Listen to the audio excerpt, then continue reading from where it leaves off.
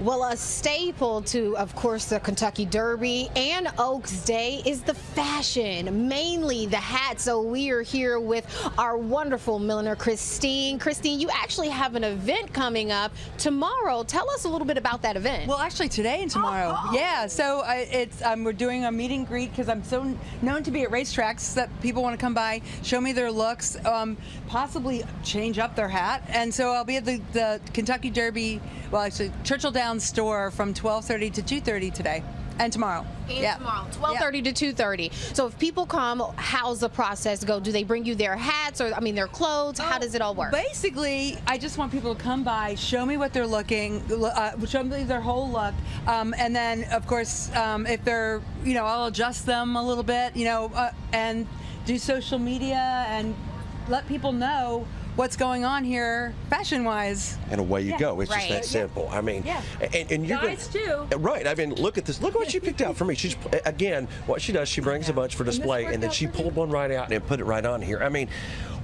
You look at everything. You look at features and from a face and everything, right? That's right. I see so many dresses because even if somebody rewears one of my older styles, they want to show me what they're looking, what they're going to look like, and get the Christine Moore check mark. But it's like I look at what their dress looks like, what they want to wear, what's comfortable for them, all of those things to be Kentucky Oaks ready, Kentucky Oaks Derby, Kentucky Derby ready. Yeah.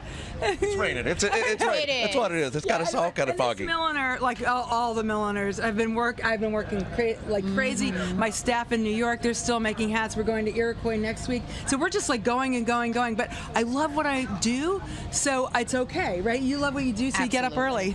So let me ask you this: Is this the busiest time of year for you? Yeah, it totally is. So there's a lot of reasons to wear hats around the country, and especially in the springtime. What I found is that most of the hat wearing, where it used to start at Easter, now the Kentucky Derby kicks off hat wearing for about 2 months until the summer. Okay. And so it's like this week it's like boom. You have the Central Park Conservancy luncheon in New York. You have other luncheons, and then and you have Kentucky Oaks Derby, which are the biggest fashion days in the United States. Fashion designers, I don't think quite know exactly where their fashion is going, but this is where it's going. I never see a schlocky dress.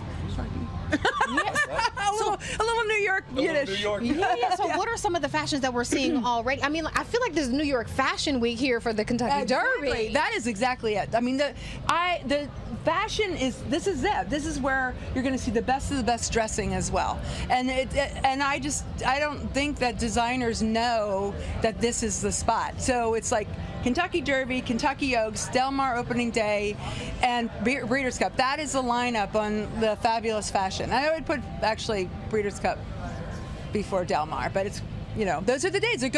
Fashion goes to racing. Right. And that's a completely different look for Breeders' Cup in that time of year too, isn't it? Because here we are. I'm in pink. You're in pink. She's in pink. We're all in pink. But in the fall of the year, everything changes up. So you have to know what you're doing. Yes, you do. Yeah, every city does a different thing.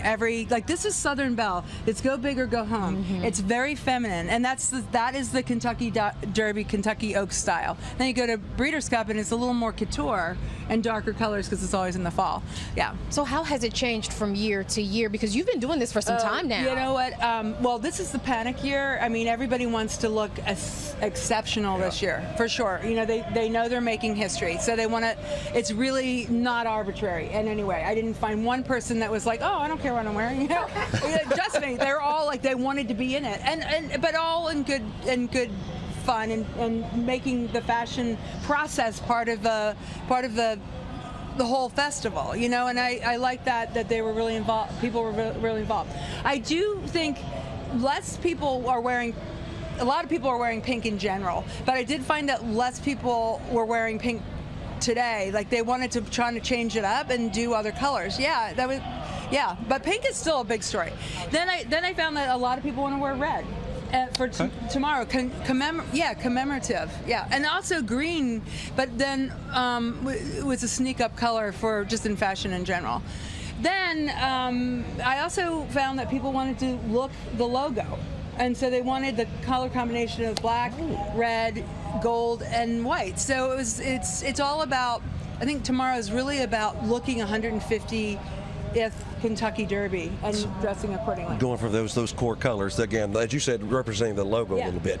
How long have you personally been doing this? We're not trying to give your age away or anything ridiculous. I started when I was 11 or 12. Okay. But I have been in this market and at Keeneland for 19 years, Keeneland at 18 years, and then I've been coming to the Kentucky Derby for 15 years, and I've been the featured milliner. It started working with their marketing team and their branding in 2008. And then 2009 was the Kentucky Derby Barbie that really kind of solidified us working together. And then in 2018 is when I partnered to have the featured milliner title. First ever original, yeah. First ever original. So yeah, I love the Kentucky people. And then I became a colonel 2 years ago.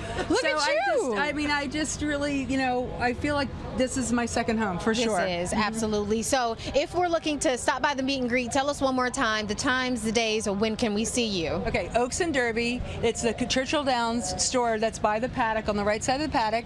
And then I'll be there from 12:30 to 2:30. Make sure to check her out. She does love people. She always greets us with a hug every year, every time we see her for Keeneland and for this too. But we appreciate you. I'm moving to Lexington someday. You're going to move to Lexington. There you go. Okay, That's right? That's not really true. My husband's like, Pennsylvania. But yeah.